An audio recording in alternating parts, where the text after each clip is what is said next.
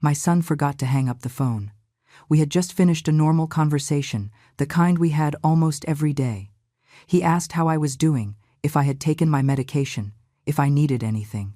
I told him everything was fine, that he should not worry. He said goodbye with an "I love you, Mom" that filled my chest with warmth. I set the phone down on the kitchen table and turned around to pour myself a cup of tea. But the phone did not disconnect. The screen was still lit up, and then I heard his voice again. Only this time, he was not talking to me. He was talking to Jessica, my daughter-in-law. "Just wait until the bank approves the loan for $180,000 in my mom's name. Then we are going to take the money and run. We will keep it all." I stood paralyzed with the kettle in my hand. The world stopped. My heart stopped beating for a second that felt like an eternity. $180,000 in my name. Run away. Keep it all. But he did not know I was listening to every word. Jessica's voice responded with a laugh I had never heard before. A cold, calculating, cruel laugh. She asked how long until the bank gave the final approval. Liam told her 2 weeks, maybe 3. That everything was going perfectly. That I had signed the preliminary papers without asking a single question. That it was so easy to manipulate me it was laughable. My hands trembled. I almost dropped the kettle. I had to lean against the counter to keep from collapsing right there. Every word coming out of that phone was a death sentence for everything I had believed about my life, about my family, about my son. Jessica asked what they would do with me afterward. And Liam's answer shattered my soul into pieces, so small I thought I could never put them back together. "It does not matter. Once we have the money, we are gone. She stays here with the debt, with the mortgaged house, alone. By then we will be in another state, maybe another country." My daughter-in-law laughed again.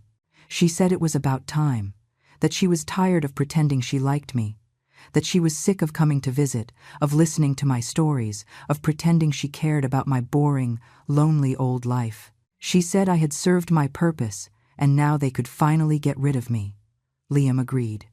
He said he was also exhausted from acting like the devoted son, that it made him sick to have to hug me, that he was repulsed by kissing my cheek, that every time he told me "I love you," he wanted to vomit. I felt like I was drowning, like the air had turned solid and could not enter my lungs. I let myself fall into the nearest chair. Tears began to roll down my cheeks uncontrollably, silent, burning, loaded with a pain I had never experienced. My name is Margaret Sullivan. I am 64 years old. I have been a widow for 11 years, since I lost my husband in a construction accident that left me alone in this house that is too big for one person. Since then, Liam has been my only reason for living, my only son, the man in whom I deposited every hope, every dream, every drop of love left in my body. And now I was discovering that it had all been a lie. I kept listening because I could not move, because even though every word killed me a little more, I needed to know how deep the betrayal went. Liam told Jessica the details, that he had forged my signature on additional documents the bank had requested, that he had used my personal data, my impeccable credit score, my house as collateral, all without me knowing a thing, all behind my back. He said the home equity loan was already in the final approval stage, that he had lied to the bank, telling them the money was for urgent home renovations and for my medical expenses, that the idiots had believed it all because a 64-year-old lady with a good credit history never raises suspicions. Jessica asked if I suspected anything. Liam laughed. He said no, that I was too naive, too needy for affection, that the only thing I wanted was to feel loved, to feel important to someone, and that made me the perfect victim. He was right. That was exactly what I wanted, to feel loved, to feel that I still mattered to someone in this world. But I never imagined my own son would use that need as a weapon to destroy me. They talked about the practical details, about how they would transfer the money to offshore accounts as soon as they received it, about how they already had contacts who would help them move the cash without leaving a trace. Jessica mentioned she had started packing her valuables little by little so as not to raise suspicions when the moment came to disappear.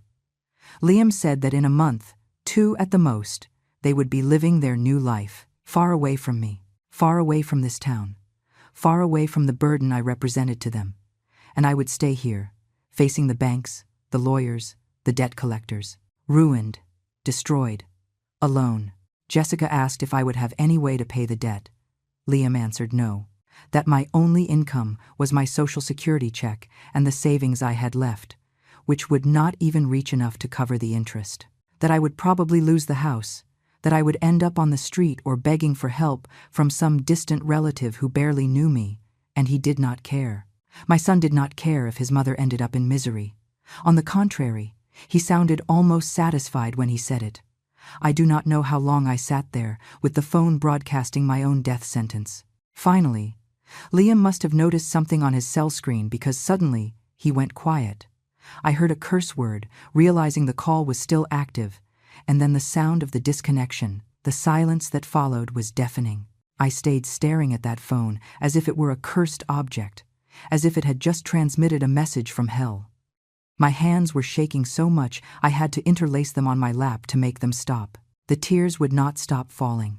I cried for the mother I had been, for the years I had given, for the sleepless nights when Liam was little and had a fever, for the 2 jobs I held down for years so he could go to a good prep school and university, for my husband's jewelry I sold to pay for his books, his clothes, his whims. I cried for the money I gave them when they got married, for the down payment on their first condo that came out of my savings, for the 8 months during the pandemic when I supported them while they were not working, 8 months where they lived off my pension and the little I had left, while I ate the bare minimum so they would lack nothing. I cried for every hug I had believed was real, for every I love you that I now knew was pure theater, for every visit I thought was because they missed me, when in reality they were just waiting for the perfect moment to deal the final blow. I felt like the stupidest woman on the planet. How did I not see it coming? How did I not notice something was wrong? How could I be so blind, so naive, so pathetically needy for love that I did not see the trap until I was completely inside it? I cried until I had no more tears left, until my body was exhausted and my throat burned. And then, in the middle of that terrible void, something else began to grow inside me. It was rage. Pure, cold, crystalline rage. It was not the kind of rage that makes you scream or break things. It was something deeper, more dangerous. It was the rage of a woman who had given everything and now discovered her generosity had been interpreted as weakness, that her love had been seen as stupidity, that her trust had been used as a tool for her own destruction. I wiped my tears. I took a deep breath, and in that moment, I made a decision that would change everything. I was not going to confront them. Not yet. I was not going to let them know I had discovered their plan, because if I did, they would find another way to hurt me. They would change strategy. They would become more careful. And they would probably end up achieving their goal anyway. No, I had to be smarter than them. I had to think. I had to plan. I had to become something I had never been before. I had to become their worst nightmare. That night I could not sleep. I stayed in bed, staring at the ceiling, reliving every moment of the last few years. Every memory I had treasured as something precious was now tinged with a different light, a dark light that showed me the truth I had been denying myself to see. Liam was born when I was 26. It was a difficult pregnancy. I was on bed rest the last 4 months because the doctor feared I would lose him. My husband worked 12 hours a day so I could stay home and take care of myself. When Liam was finally born, I thought he was the most beautiful gift life could give me. I raised him with all the love in the world. When he was 5, his father died in a workplace accident. A steel beam fell wrong at a construction site and crushed him. He died instantly. It left me alone with a small child, a house with a mortgage, and barely enough money to survive 2 months. I could have given up. Many people told me to give Liam to my sister Patty, who had a better financial situation, to do it for his own good. But I could not. He was my son, my reason to keep breathing after losing my husband. So I got 2 jobs. During the day, I worked as a secretary in an accounting firm. At night, I cleaned offices downtown. I slept 4 hours, sometimes 3. Liam stayed with a neighbor who charged me almost nothing because she felt sorry for my situation. I would get home at 2 in the morning, check that he was okay, sleep a little, and by 6, I was already up making him breakfast. That is how I lived for years. My body began to deteriorate. I developed back problems from carrying so much weight cleaning. My knees began to fail me. But it did not matter, because Liam grew up healthy, happy, with good grades in school, and that made it all worth it.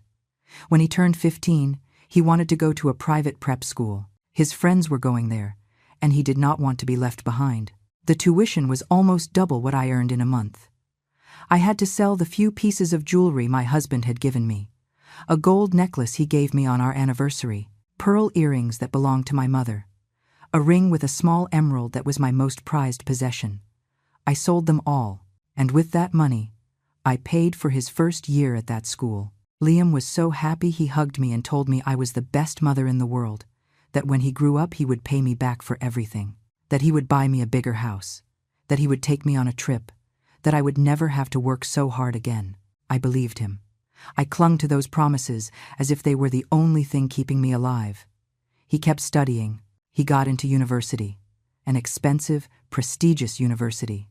I had to take out a loan to pay for his first semester, then another for the second. I worked double shifts for 4 years to keep him in school. I sold my husband's car that I had kept as a keepsake. I sold furniture. I sold everything that had any value. Liam graduated with honors. That day I cried with happiness.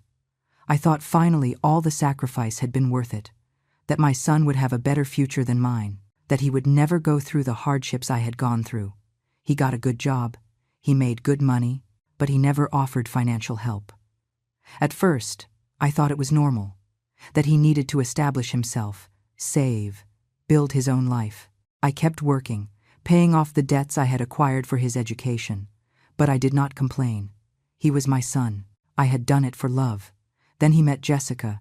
He introduced her to me at a family lunch. She was pretty, polite, nice. I liked her from the first moment. She told me she admired strong women like me very much, that her own mother had died when she was a teenager, and she had always wished for a maternal figure in her life. I opened my heart. I welcomed her like the daughter I never had. When they got engaged, Liam asked me for help with the down payment on the condo. He said that between the two of them, they could not scrape together enough. I took $15,000 out of my savings, almost everything I had left after years of work. I gave it to them without thinking twice. It was for my son's happiness, for his future, so he could form his own family in a decent home. They got married. I paid for part of the wedding. It was not a big wedding, but not small either. I spent another $8,000 I did not have. I had to borrow from my sister Patty. It took me 2 years to pay that money back. The first years of their marriage I visited them often. Jessica always welcomed me with a smile. She offered me coffee. She asked how I was. I thought she really cared, that I had found in her someone who loved me, that I was not alone in the world. Then came the pandemic. Liam and Jessica lost their jobs. They were desperate. They could not pay the rent on their condo. They had no money for food. They came to ask me for help. I was barely surviving on my Social Security check. I had to stop working 2 years earlier because my health problems got worse. The arthritis in my hands prevented me from cleaning anymore. My back could not handle standing for many hours. But I had some savings. Not much, but something. I told them to come live with me. That way they would not have to pay rent, that we could share expenses.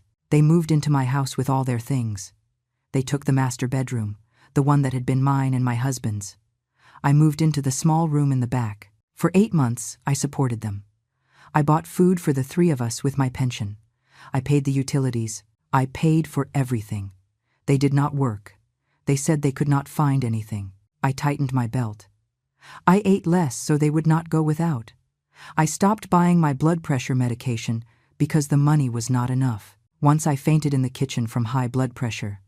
Liam found me on the floor. He took me to the hospital. The doctor scolded me for not taking my meds. I told him I did not have the money. Liam was there, listening. He said nothing. He offered no help. He just took me back home and went on with his life as if nothing had happened. Finally, they found jobs. But they did not leave my house. They said they needed to save first, that in a few months they would leave. I believed them. 6 more months passed, then a year. They were still in my house. I was still paying most of the expenses because they said they needed to save their money for the future. When they finally left, I breathed a sigh of relief in a sense, not because I did not want them close, but because my finances were destroyed. I had spent all my savings. I had borrowed from friends. I was in debt up to my neck, but I told them nothing. I did not want them to feel bad.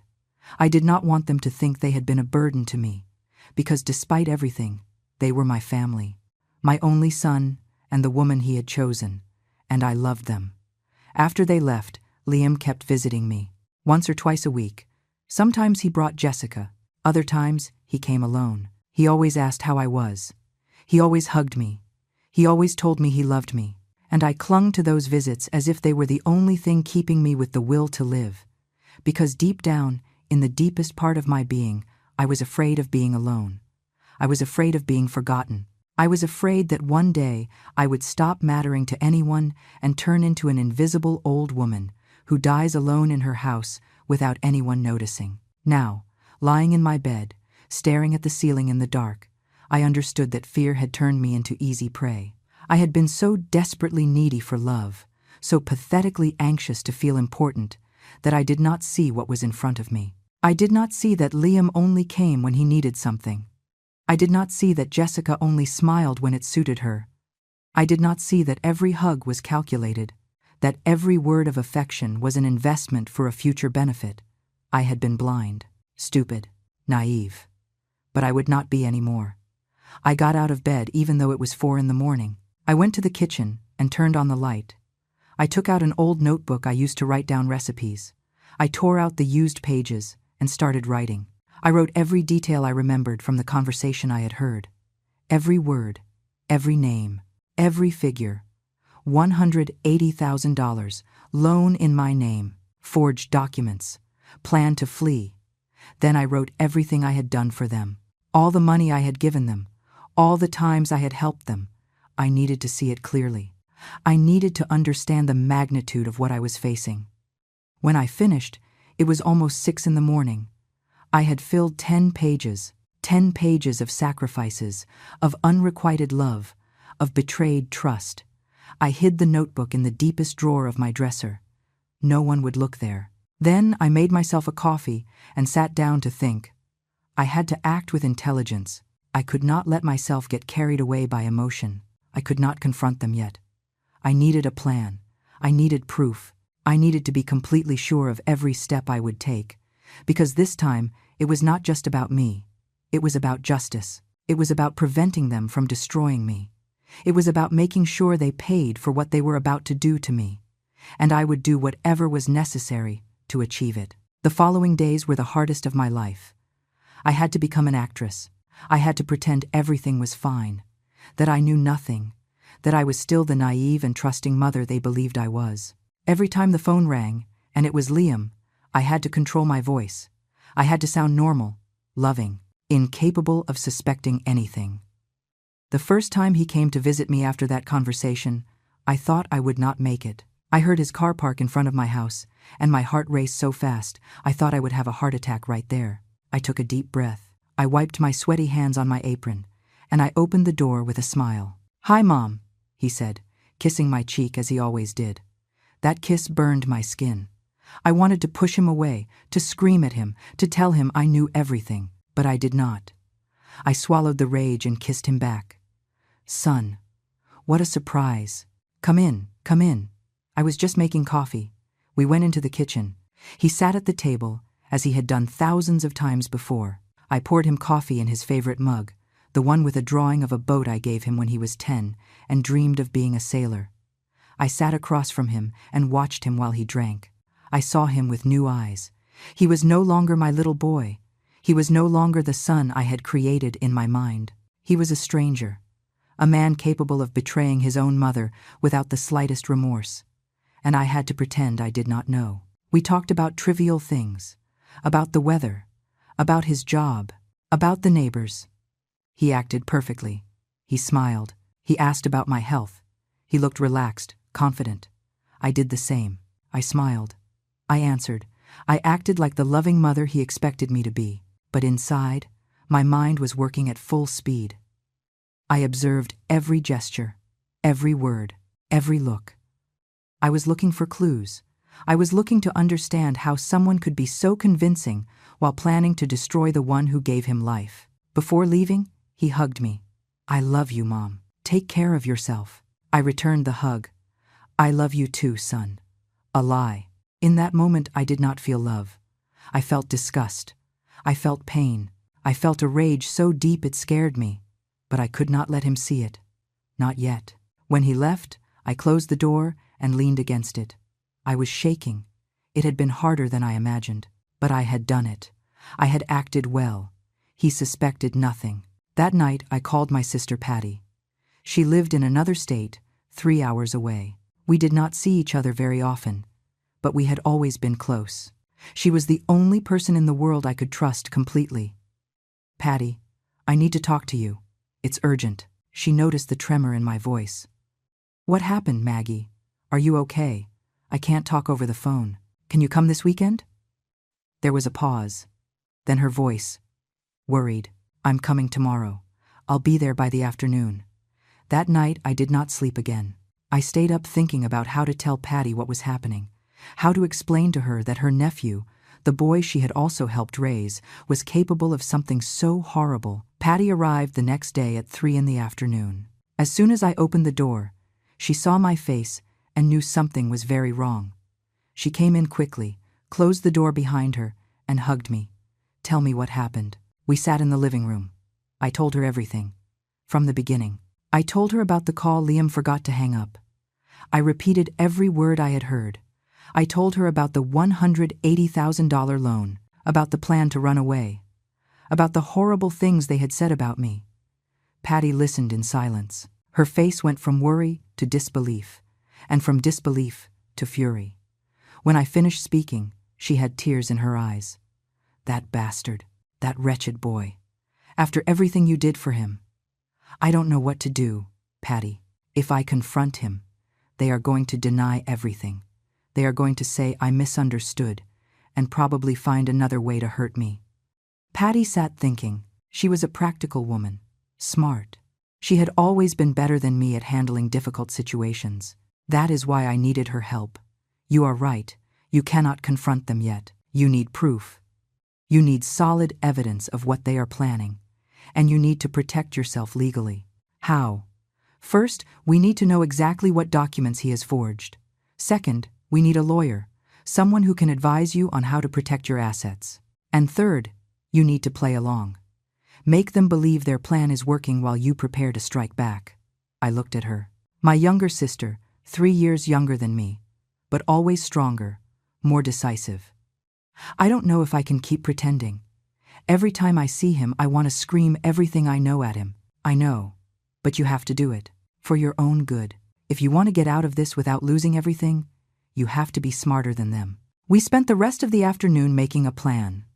Patty suggested we look for a lawyer first. She knew someone trustworthy in the city, a man named Robert Miller, who specialized in fraud and family cases. "I will contact him tomorrow. In the meantime, you need to figure out what papers you have signed lately. Has Liam brought you anything to sign in the last few weeks?" I thought about it. Yes, about 3 weeks ago he brought me some documents. He said they were to update my health insurance information, that it was just paperwork. I signed without reading much. I trusted him. Patty closed her eyes. "Damn it. Maggie, those were not health insurance papers. They were probably bank documents." Panic invaded me. What do I do? It is too late. No, not yet.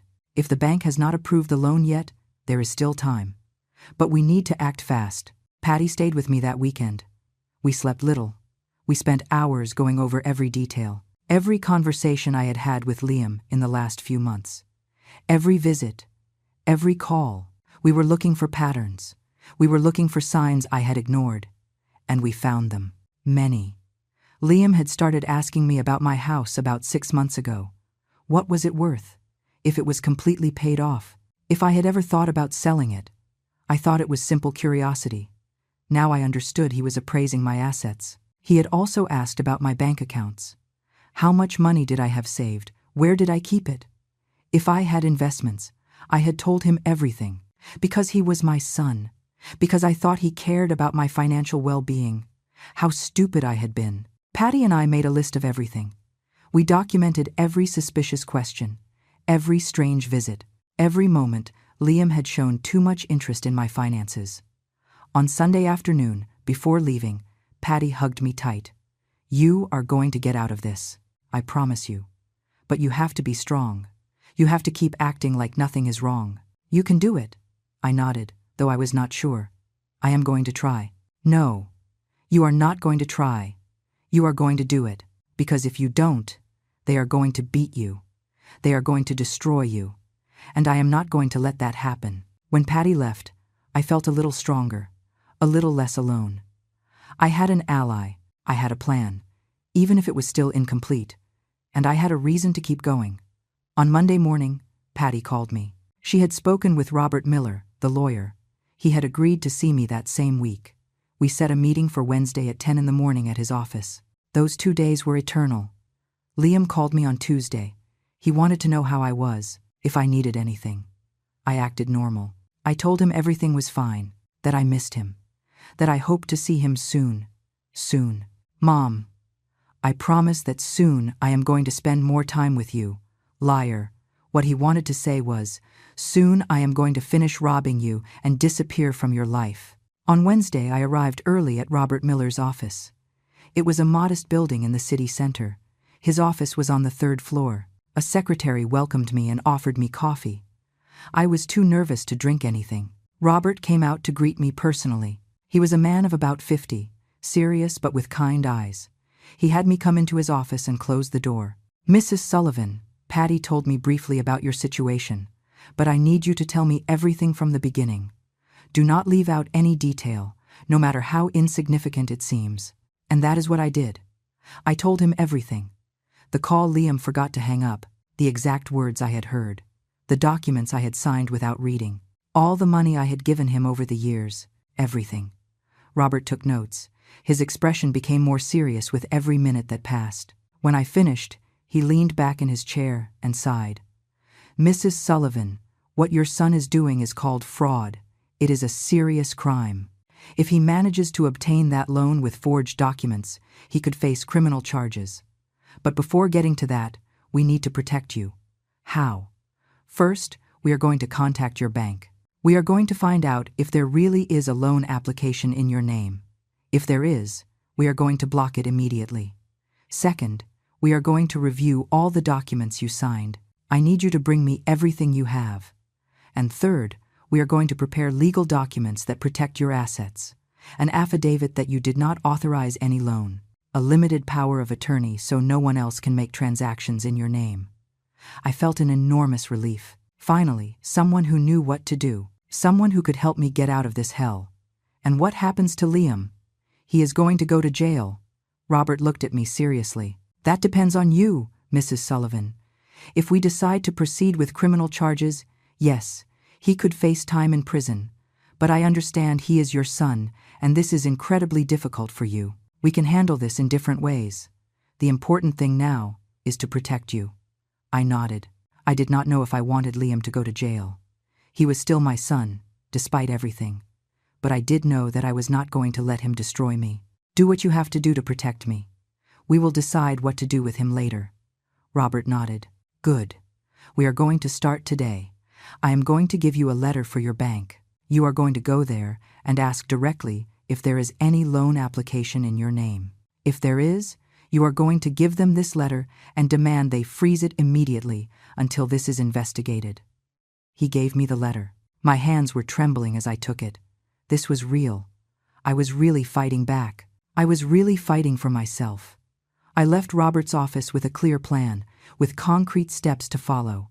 And for the first time since I heard that terrible conversation, I felt something resembling hope. I was not going to be a victim. I was not going to let them destroy me. I was going to fight, and I would not rest until they paid for what they were doing to me. I left Robert's office with the letter in my purse and my heart beating so hard I could hear it in my ears. I had to go to the bank. I had to face the truth of what Liam had done. Part of me still hoped there was a mistake, that maybe I had misunderstood the conversation, that my son was not capable of something so terrible. But I knew I was fooling myself. The bank was a 10-minute walk away. I went slowly, trying to calm my nerves.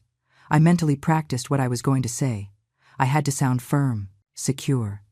I could not let them see me as a confused old woman who did not understand her own finances. I entered the bank at 11:30 in the morning. There were few people. I went directly to the customer service desk. A young woman of about 30 welcomed me with a professional smile. "Good morning. How can I help you?" "Good morning. My name is Margaret Sullivan. I need information about my account and any recent activity associated with my name." The woman typed something on her computer. "Of course, Mrs. Sullivan. May I see your ID?" I handed her my ID card. She scanned it and waited for my information to load. I held my breath. Her expression changed slightly.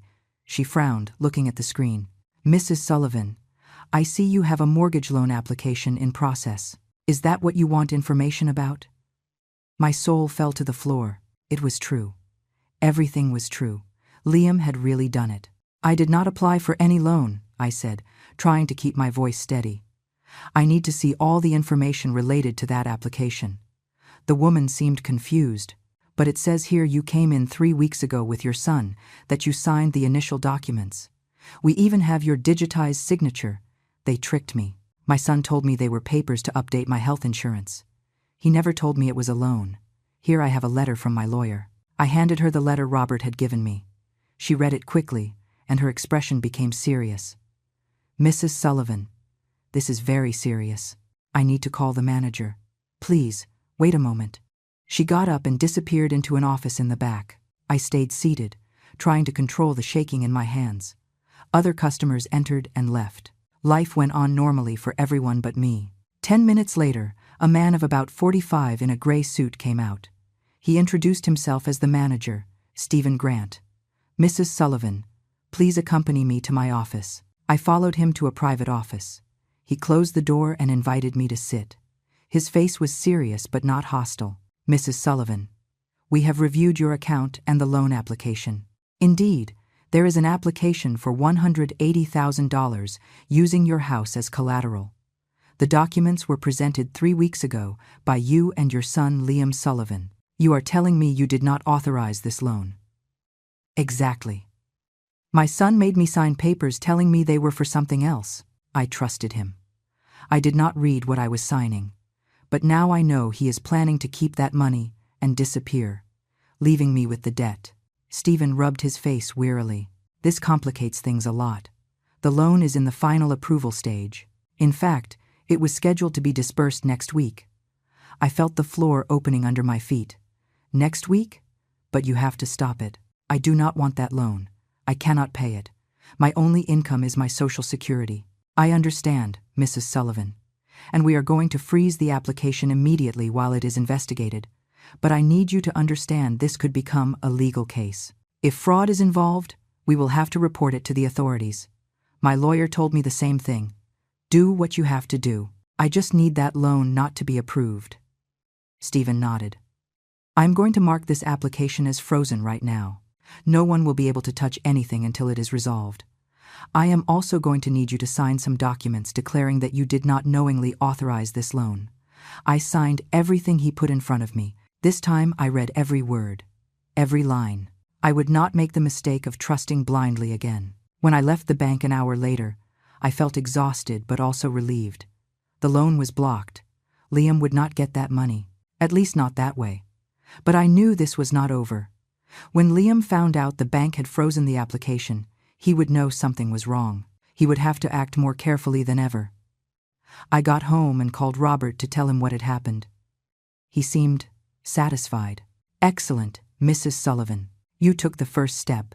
Now we need to gather more evidence. Do you have access to your son's computer? Or his phone?" "No, he never leaves them here when he comes."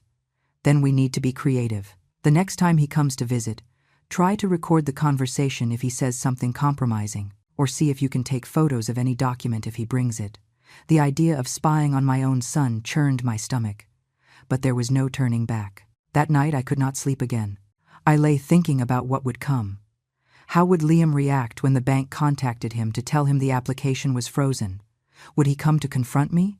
Would he suspect I knew something? The answer came 2 days later. Liam showed up at my house without warning. It was Friday afternoon. I was in the kitchen making dinner when I heard his car. My heart raced. He opened the door with his own keys. He walked in with a firm step. His face was tense, angry. "Mom, we need to talk." I wiped my hands on my apron and tried to look calm. "Sure. Son, what happened? You look upset." "The bank called me today. They say you went there and froze the loan application. Why did you do that?" "So they were not going to pretend anymore." I was not going to pretend I knew nothing. I had to think fast. "Loan? Liam, I did not apply for any loan. You told me those papers were for health insurance." He clenched his jaw. "Mom, we talked about this. The loan was to make repairs on the house. For your future medical expenses. Don't you remember?" Liar. We had never talked about that. But I had to play along. "Liam, I do not remember talking about any loan. And I definitely do not remember authorizing $180,000. That is a huge amount. How am I going to pay that with my pension? That is why we were going to manage the money, Jessica and I, to make sure it was used well." "Manage my money? Without consulting me?" "Liam, that does not seem right to me." I saw the frustration on his face. He was losing patience. "Mom, you are confused. You probably forgot our conversation. You know, lately you have been a little forgetful." There it was. The attempt to make me look senile, to invalidate my word. "I am not confused, Liam. And I am not forgetful. I know exactly what I signed and what I did not sign, and I did not authorize that loan." He ran a hand through his hair. He was nervous, worried. His plan was falling apart. "Then call the bank and tell them it was a misunderstanding, that you do want the loan." "I am not going to do that." "Why not?" "Because I do not need that money, and I do not want to go into debt at my age." Liam looked at me with an expression I had never seen before. There was rage in his eyes, resentment, almost hate. "You know what? Mom, you have always been like this. Always complicating things. Always being difficult. Difficult? I am the difficult one. Liam, I have given you everything. Everything I have. And I have never asked for anything in return." "Exactly. You never asked for anything because you have always wanted me to feel guilty, to feel I owe you something. Well, you know what? I am tired of carrying that guilt." His words hit me like slaps. But I could not let him see me weak.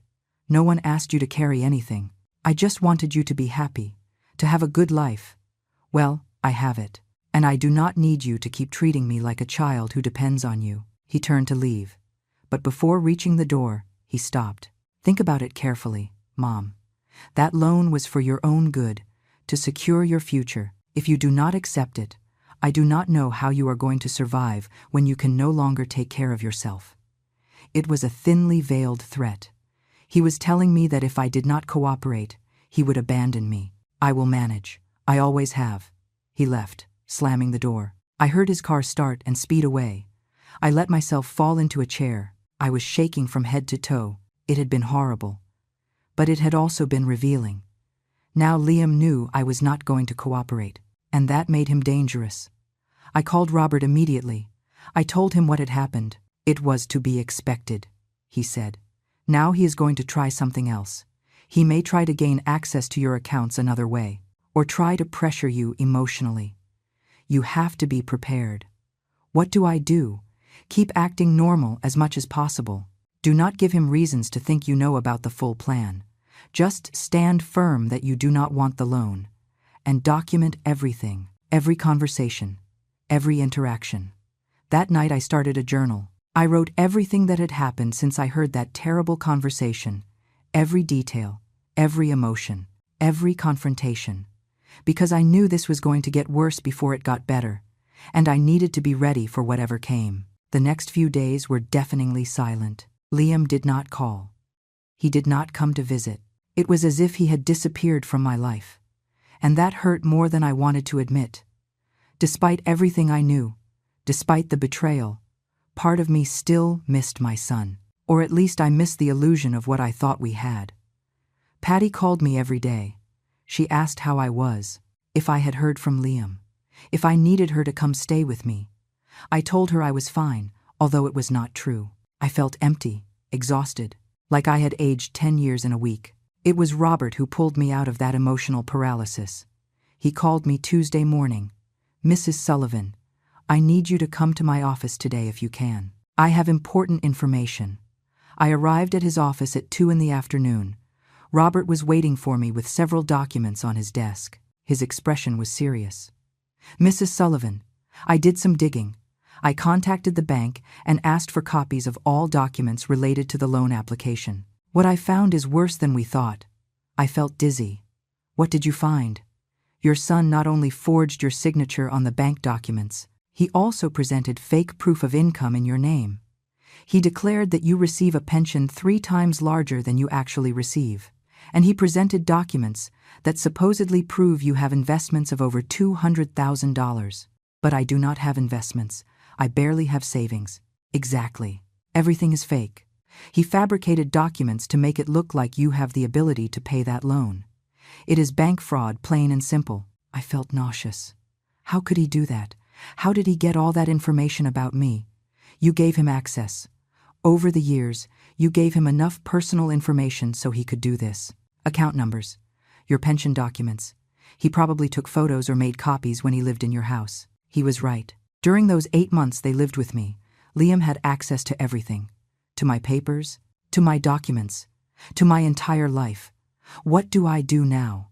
Robert leaned back in his chair. "We have 2 options. The first is to go directly to the police with all this. File fraud charges. Liam could face between 5 and 10 years in prison if found guilty." My heart tightened. As horrible as everything was, the idea of my son in prison tore me apart. What is the second option? The second option is more strategic.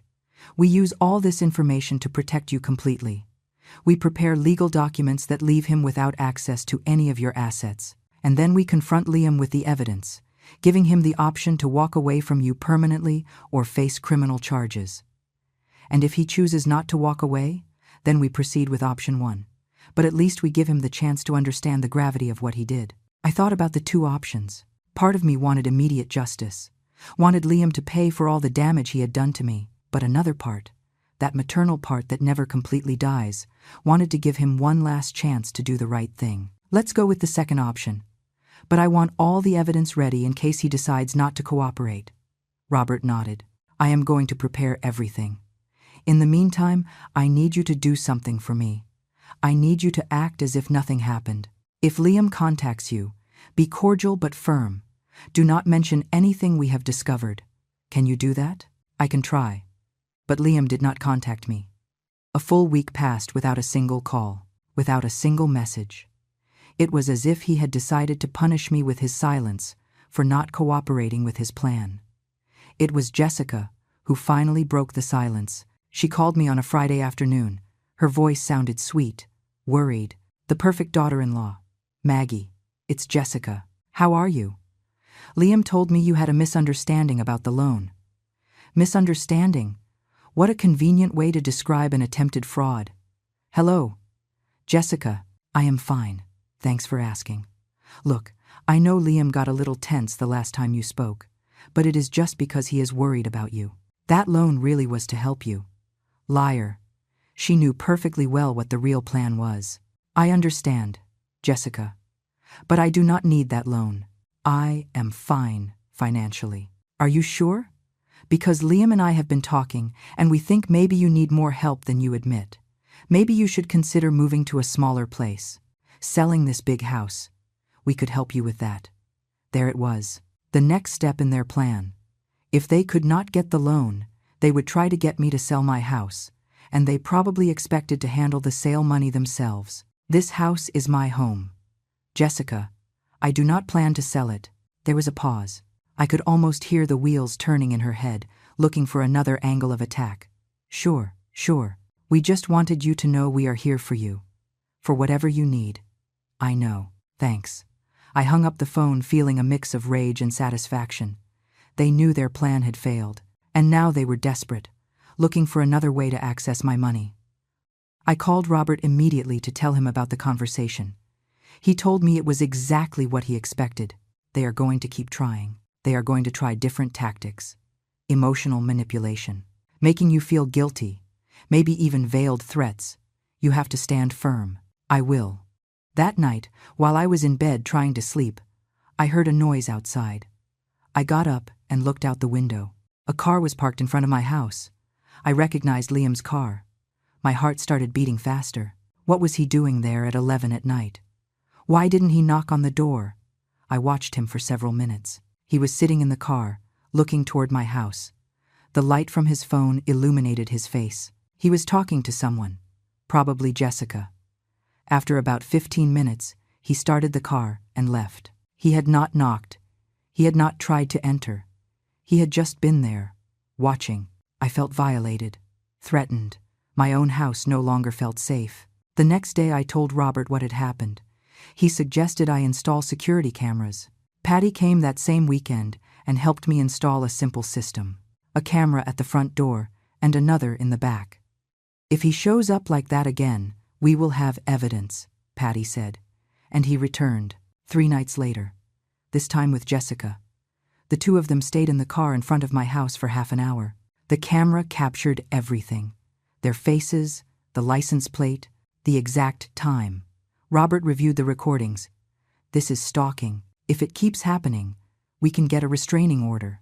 But I did not want to get to that yet, because I had a better plan. Robert and I had been working on something more elaborate. Something that would not only protect me, but would also completely expose Liam and Jessica. The idea came from Patty. She suggested that instead of just defending ourselves, we should set a trap for them.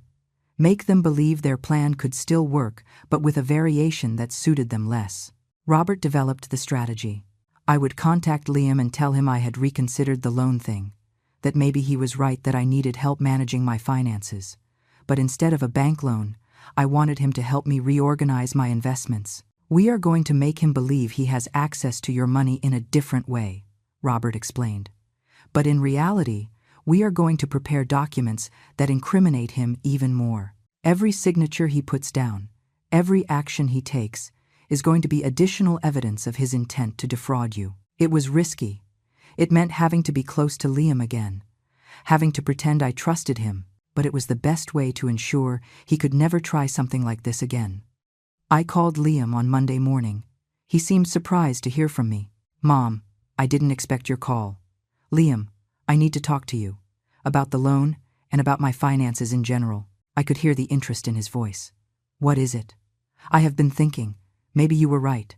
Maybe I need help managing my money better. Could we meet? You, Jessica, and me." There was a pause. Then his voice, trying to sound casual but clearly excited. "Of course, Mom. When works for you? How about this Saturday? You can come for lunch? I'll make your favorite dish. Perfect. We will be there." When I hung up, my hands were trembling. I had just invited into my house the two people who wanted to destroy me. But this time, I was prepared. Robert would come before to install a hidden recording device. We would record the entire conversation, every word, every proposal, every attempt at manipulation. Patty would be nearby, at a neighbor's house, ready to intervene if something went wrong. And I would have in my possession documents prepared by Robert that seemed to give Liam access to my finances, but actually gave him nothing. They would only compromise him more. Saturday arrived too quickly. I spent the morning cooking, trying to keep my hands busy so as not to think too much. Robert came early and placed the recording device inside a floral arrangement on the dining table. "No one will notice it," he assured me. "It will capture everything perfectly." At 1 o'clock sharp, the doorbell rang. Liam and Jessica had arrived. I took a deep breath, put on my best loving mother mask, and opened the door. "Son, Jessica, so glad you came." Liam kissed my cheek. Jessica hugged me. "All so normal, all so fake. It smells delicious. Mom, you made your famous chicken and rice, your favorite since you were a boy." We sat down to eat. The conversation was light at first. We talked about the weather, about their jobs, about nothing important, but I could feel the tension, the anticipation. They were waiting for me to bring up the topic of finances, and I did. After dessert, while we drank coffee, "Liam, Jessica, I called you because I have been thinking a lot about my future, about my financial situation, and I think you are right. I need help. I saw how they looked at each other, a look of barely contained triumph. "We are here for whatever you need, Mom," Liam said. "I know, son. And that is why I want you to help me manage my money better, to advise me on investments, on how to make my pension stretch further." Jessica leaned forward. "We can help you with that, Maggie. In fact, we know people who can give you very good returns. I bet you do. Probably themselves, before disappearing with everything. I would like that. But I need you to explain well how it would work, what papers I would have to sign, what access you would need to my accounts." And they began to talk, to explain their plan. And the recording device captured every word. Liam and Jessica talked for almost an hour. They explained to me in great detail how they could help me invest my money, how they would need access to my bank accounts to make quick transfers when there were good opportunities, how it would be best if I gave them a broad power of attorney so they could act in my name without having to bother me with every decision.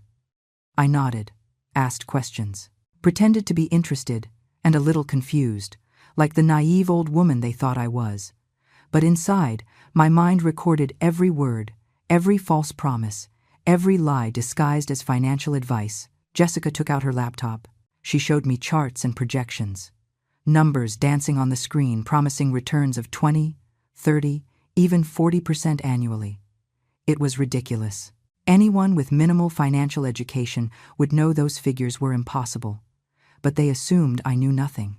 "With an initial investment of about $50,000, Liam said, "you could be generating passive income of several thousand a month, enough to live comfortably without worrying about anything." $50,000?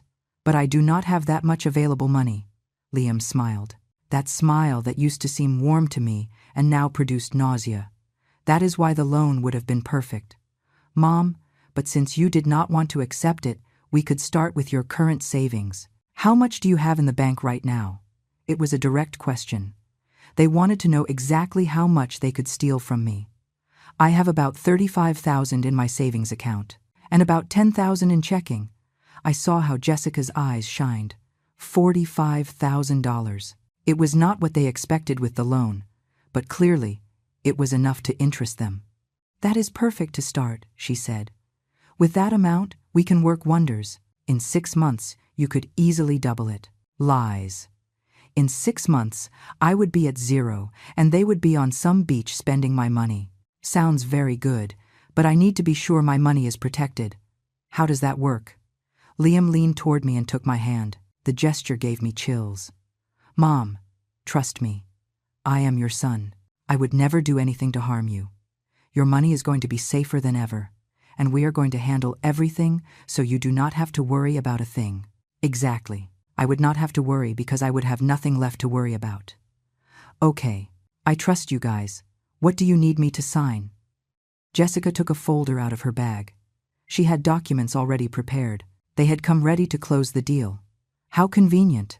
These are simple power of attorney forms," she explained. "They just give us permission to act on your behalf in financial matters. They are standard. Everyone uses them." I took the documents and read them. Well, I pretended to read them. In reality, Robert had already shown me similar copies and explained exactly what they meant. They were not simple powers. They were extremely broad powers that would give them total access to all my assets.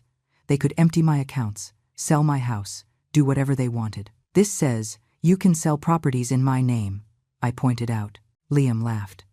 "Yes, but we would only do it if it were absolutely necessary. And always consulting you first, obviously." Another lie. I don't know.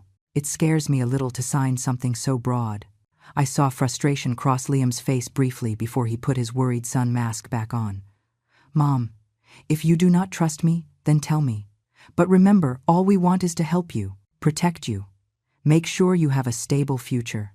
It was basic emotional manipulation, making me feel guilty for doubting, playing with my need to believe my son loved me. "It is not that I do not trust you, son. It is just that I am cautious." Jessica intervened with her sweetest voice. "And you are right to be cautious, Maggie. That is why we are going to do everything transparently. We are going to send you monthly reports of all your money movement. You are going to know exactly where every penny is." "Sure, until one day the reports stopped coming because they would have disappeared. I left the documents on the table. Let me think about it for a couple of days. It is an important decision. Liam clenched his jaw. Mom, investment opportunities do not wait. If we want to take advantage of the best returns, we need to act fast. Just a couple of days, son, to be sure. I could see he wanted to press more, but Jessica touched his arm gently, a warning gesture. They could not seem too anxious. Of course, Mom, Liam finally said. Take your time. But not too much, okay? We really want to help you. They left shortly after. I hugged them at the door, as I always did. I told them I loved them.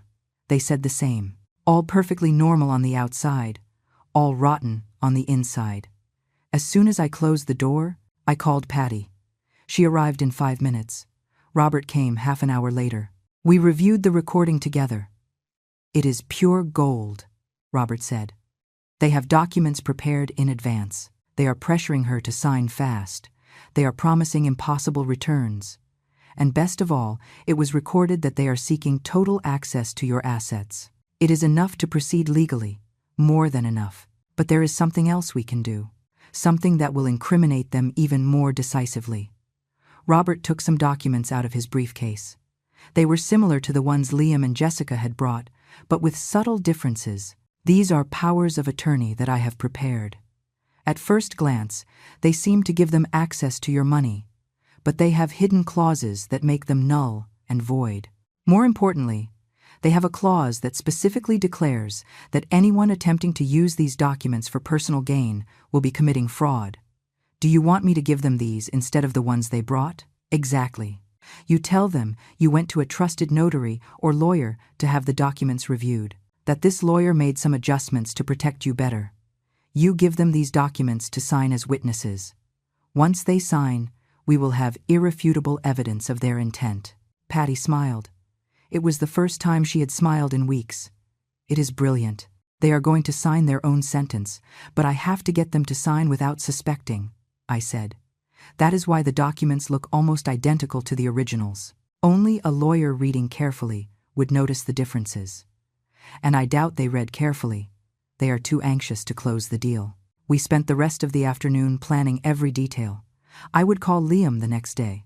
I would tell him I had reconsidered and was ready to sign, that I had just made some small adjustments with a lawyer to feel safer, to come on Wednesday to finalize everything. Wednesday, 4 days away. 4 days to mentally prepare myself to see their faces again, to go back to pretending I did not know what they really were. I called Liam on Monday morning, as we had planned. He answered on the second ring. Mom, how are you? Good, son. Look, I thought a lot about what we talked about, and you are right. I need help managing my money better. I am ready to sign those documents. Silence. Then his voice, trying not to sound too excited. That is excellent. Mom, I am glad you made that decision. When do you want us to come? How about Wednesday? But before that, I want to tell you something. I took the documents to a trusted legal advisor, a man who knew your father, just to have him review them and explain everything well to me. I heard tension in his voice. And what did he say? He said they were fine, but he made some small adjustments, added some clauses to protect me better in case something goes wrong. Nothing important, just legal stuff. Mom, you didn't need to do that. The documents we brought you were already perfect. I know, son, but it made me feel calmer. You understand, right? At my age, one gets a little paranoid. Another pause. Of course, Mom. I understand. Then on Wednesday you bring us those new documents and we review them. Perfect. I will see you at 1. I'll make something nice to eat. I hung up and stared at the phone. I had just set the trap. Now I just had to wait for them to fall into it. The following days were of constant anxiety. I slept little, ate less. Patty stayed with me to make sure I did not crumble. Robert reviewed and reviewed the documents, making sure everything was perfect. Wednesday dawned with a gray sky. Heavy clouds threatened rain. It seemed appropriate. I spent the morning cooking again. I needed to keep my hands busy. Robert arrived at 11. He placed another recording device. This one was more sophisticated. It had video as well as audio. It would be hidden on a bookshelf with a direct view of the dining table. After today, Robert said, we are going to have everything we need. Recordings, signed documents, complete evidence of criminal intent. We will be able to proceed however you decide. Patty was in the kitchen making coffee. She came over and hugged me. You are going to be okay. This is going to be over soon. And then you can start to heal. But I was not sure I could heal. Some wounds are too deep. At 1 o'clock sharp, the doorbell rang. Liam and Jessica had arrived, punctual as always, so reliable when it came to robbing an old woman. I opened the door. Smiles, kisses, hugs, the usual theater. We ate first. No one mentioned the documents during the meal. We talked about nonsense, about their work, about a neighbor who had moved, about nothing important. After coffee, I took out the documents, the ones Robert had prepared. I placed them on the table. Here they are. The lawyer made some changes, but said they are standard. Do you want to review them? Liam took the documents. He glanced at them quickly, too quickly. He was not really reading. He was just verifying that they looked official. They look good, Mom. Where do I sign? I need both of you to sign here as witnesses. And I sign here, giving you the power. Jessica also reviewed the documents superficially. Then she took a pen out of her purse.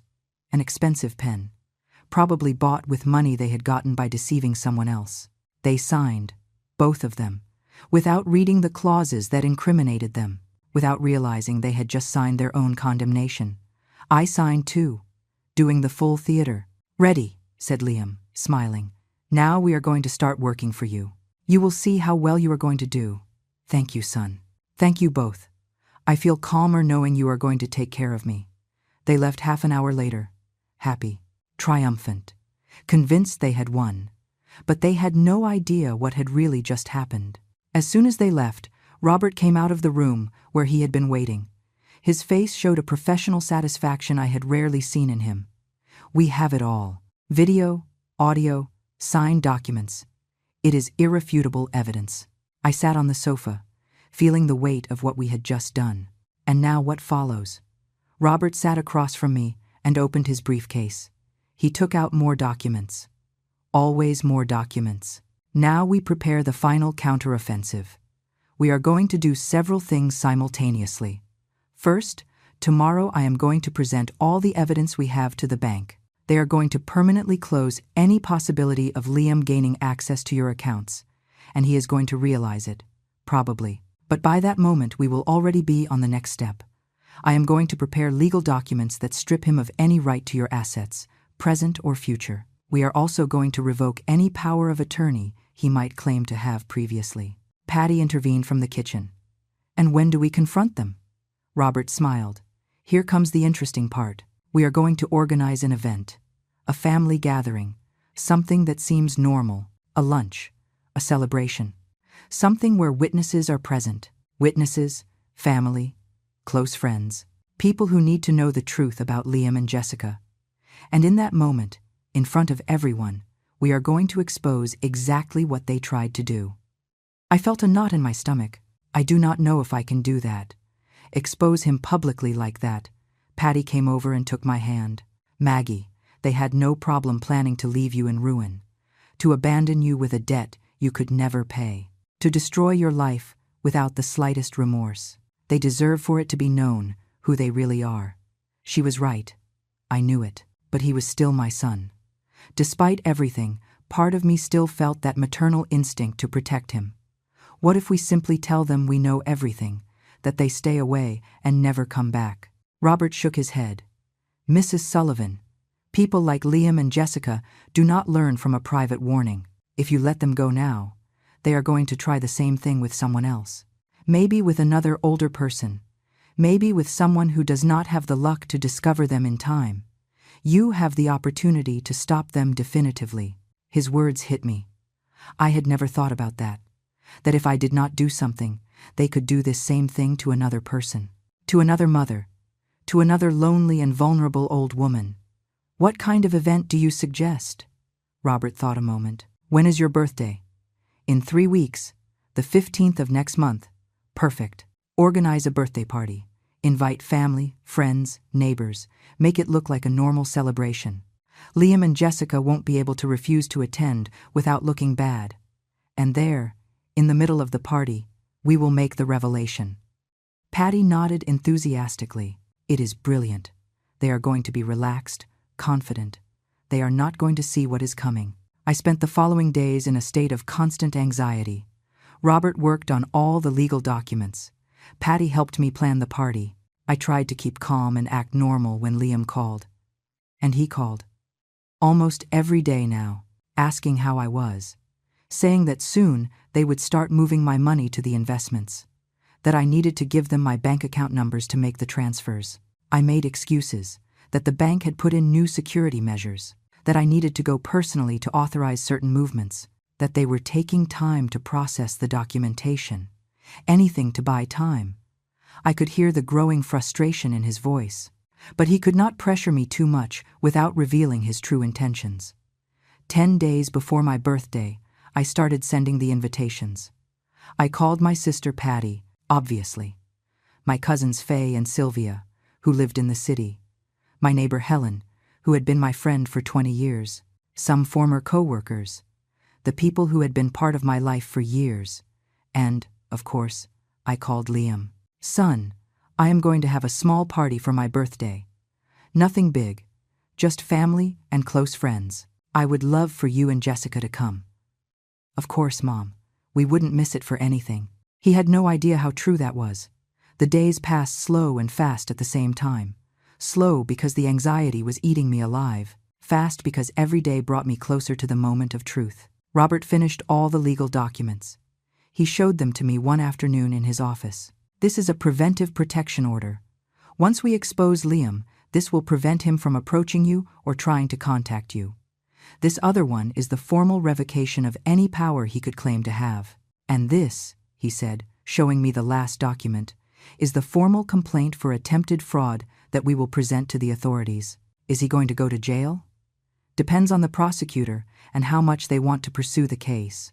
But with the evidence we have, it is very likely he faces criminal charges. I signed everything, every document, every page, this time reading every word.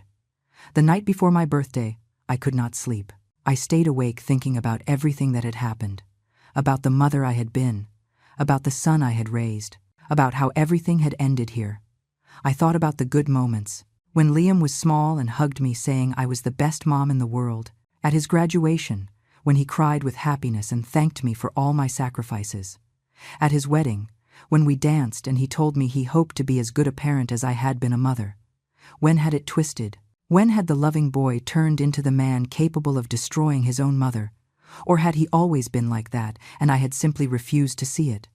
Maybe I would never know the answer, but tomorrow I would know something more important. I would know that I had fought, that I had not let myself be destroyed, that even at 64, I still had the strength to defend myself. My birthday dawned sunny. A perfect day for a party. A perfect day for justice. The next 2 days were of unbearable tension.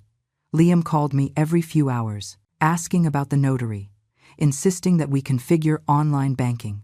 His tone became increasingly urgent, more desperate. I kept postponing, inventing excuses. I had a headache. I had a doctor's appointment. I was tired. Anything to buy time. On Sunday night, Patty arrived to stay with me. Robert would come Monday morning. It was time to prepare the final event, the definitive confrontation. "Are you ready for this?" Patty asked me while we drank tea in the kitchen. "I don't know. I thought so, but now that it is so close, I am not sure. You can back out if you want. We can go directly to the police without confronting them." I shook my head. "No. I need to do this. I need them to see my face when they discover I know everything, that I was never the fool they thought I was." Patty squeezed my hand. "Then we are going to do it right." Monday, Robert arrived with more documents. He had prepared a complete dossier with all the evidence, transcribed recordings, photographs of the forged documents, bank records, everything organized chronologically. "This is the moment," Robert said. "Today in the afternoon, your grandson has a birthday. You told me Liam and Jessica were going to come with him to celebrate here at your house. It was true. My grandson Mason was turning 7. Liam had called me 2 days before to confirm they would come at 5 in the afternoon. I had said yes, that I would make cake and something to eat. A normal family celebration, but it would not be normal. Are we going to do this in front of the child? I asked, worried. No, Mason is going to be here. But at the moment of the confrontation, Patty is going to take him to the garden. He does not have to witness anything. But Liam and Jessica need to see that even on a special day for their son, you are no longer going to tolerate their lies. I passed the afternoon preparing everything. I made Mason's favorite cake. I prepared snacks. I decorated the living room a little with balloons. Everything had to look like a normal celebration until the exact moment. Robert hid the evidence in a large envelope in my room. Patty checked that her car was ready to leave quickly with Mason when necessary. I dressed in my best clothes. If I was going to do this, I would do it with dignity. At 5 o'clock sharp, they arrived. Mason came running in and hugged me. "Grandma, did you make my favorite cake?" "Of course, my love. Chocolate with strawberries." Liam and Jessica entered behind him. Tense smiles. I could see Liam was nervous. He probably expected me to bring up the topic of the bank, the powers, the access to my money again. We sang happy birthday. We cut the cake. Mason opened the gift I had bought him, a game he had wanted for months. Everything seemed perfect, a happy family celebrating. After the cake, Patty asked Mason if he wanted to see the new toys in the garden. He ran out excited. Patty looked at me before leaving. It was the signal. I stayed alone in the living room with Liam and Jessica. The atmosphere changed immediately. "Mom, we need to talk," Liam began. "The bank still hasn't processed the powers. A week has passed. Are you sure that lawyer exists?" I stood up without answering. I went to my room and took the envelope Robert had prepared. I returned to the living room and placed it on the coffee table. "Before we keep talking about banks and lawyers, there is something I need to show you." "What is that?" asked Jessica. "The truth." I opened the envelope and took out the first transcript. The one of the call Liam forgot to hang up. The one that had started all this. "This is a transcript of a conversation you had 5 weeks ago. A conversation I heard completely." I saw the color leave Liam's face. "Mom, I don't know what you are talking about. Let me refresh your memory." I began to read. "Wait just until the bank approves the loan for $180,000 in my mom's name. Then we are going to run and keep all the money." Silence. A silence so heavy I could feel it crushing the air in the room. Jessica tried to recover first. "Maggie, that is ridiculous. I don't know what you heard, but clearly you misunderstood."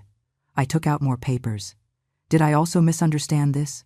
The bank documents where you forged my signature? Or this? The fake income proofs you presented in my name? Or maybe this? The recordings of the 2 times you came to my house to convince me to give you total access to my money?" Liam stood up. "Mom, this is a huge misunderstanding. Sit down." My voice came out firmer than I expected. "I haven't finished." I took out the photographs. The ones showing Liam and Jessica parked in front of my house at night, watching me, stalking me. "I also have this. You 2 coming to my house at midnight, watching me, planning your next move." Jessica started crying. Fake tears. "We didn't want to hurt you. We were just desperate. We have debts. We needed help. And robbing me was the solution? Leaving me in ruin? Abandoning me after taking everything I have?" Liam took a step toward me. "You have more than you need. This house is too big for you. That money was just sitting there. We needed it more. That money is mine. This house is mine. I worked all my life for it. And you have no right to anything. I am your son. I have a right to whatever is mine by inheritance. Inheritance is received when someone dies. Were you waiting for me to die to take it all, or did you prefer to do it while I was still alive so you wouldn't have to wait?" Liam's mask fell completely. His face transformed into something I had never seen before. Pure hate. "You know what? You are right. I am tired of pretending. I am sick of having to come here to listen to your boring stories, of pretending I care about your pathetic life, of acting like the perfect son when the only thing I want is what belongs to me. Nothing belongs to you. Everything belongs to me. After what I sacrificed taking care of you, putting up with you, pretending I love you." His words should have destroyed me, but I felt no pain anymore. Only a cold calm. Here is what is going to happen now, I said, taking out the last document. This is an agreement prepared by my lawyer. You are going to sign that you renounce any claim on my assets. You are going to stay away from my life permanently. And in exchange, I will not file criminal charges against you. Criminal charges? Jessica looked terrified. Bank fraud, document forgery, attempted theft, stalking. I have evidence of everything. My lawyer is ready to go to the police tomorrow if you don't sign this. Liam laughed, a bitter laugh, full of poison. You are not going to do anything. I am your son. You are not going to put me in jail. Test me. Liam looked at me with a mix of disbelief and fury. He still could not believe his mother, the naive old woman he thought to manipulate so easily, had beaten him at his own game. You wouldn't dare, he said, but his voice was trembling. I took the phone that was on the table. Robert is waiting for my call. One word from me, and this becomes an official criminal case. You decide. Jessica broke first. She let herself fall onto the sofa, crying for real this time. Sign. Liam, please. I don't want to go to jail. Think about Mason. You should have thought about Mason before planning to rob his grandmother, I said. Liam clenched his fists. I could see the internal battle on his face. Pride against reality, rage against fear. And if I don't sign, then tomorrow first thing I hand all this to the authorities. The bank already has your attempted bribery documented. I have witnesses. I have recordings. I have everything. You are going to lose much more than an inheritance. You are going to lose your freedom. 5 minutes passed in silence. Finally, Liam extended his hand. Give me the damn paper. I passed him the agreement. He read it with clenched teeth. Then he signed. Jessica signed after, with trembling hands. Now get out of my house, I said. Pick up your son and go. I never want to see you again. And Mason? Asked Jessica. You won't see him either. That question hurt me. My grandson was innocent in all this, but I knew that if I maintained contact with him, Liam would use him as an excuse to get close again. When Mason is older, if he wants to look for me, I will be here. But you two never step foot in this house again. Liam stood up. He looked at me with a hatred that no longer scared me. This does not end here. Yes, it does. And if you try to contact me, if you try to come back, if you try anything, I go straight to the police. This agreement is only valid as long as you stay far away from me. They left without saying more. Patty came in with Mason from the garden. The boy asked why his mom and dad looked so angry. Patty told him adults sometimes had difficult conversations, but everything would be okay. They left. I heard the car drive away. And then, only then, did I allow myself to cry. Patty hugged me. It's over. It's done. It's done? I lost my son. I lost my grandson. You lost a man who never truly loved you, and you saved your life, your house, your dignity. Robert arrived half an hour later. He reviewed the signed agreement. This is legally binding. If they break it, we can proceed with charges immediately.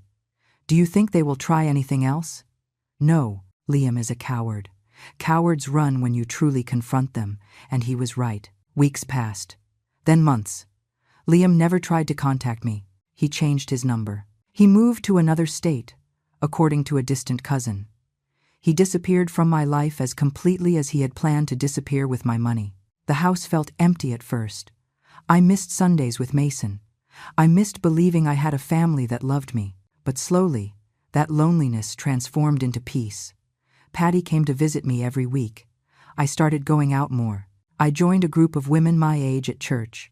I made new friends, real friends who wanted nothing from me except my company. One afternoon, 6 months after everything, I was sitting in my garden drinking tea when I received a letter.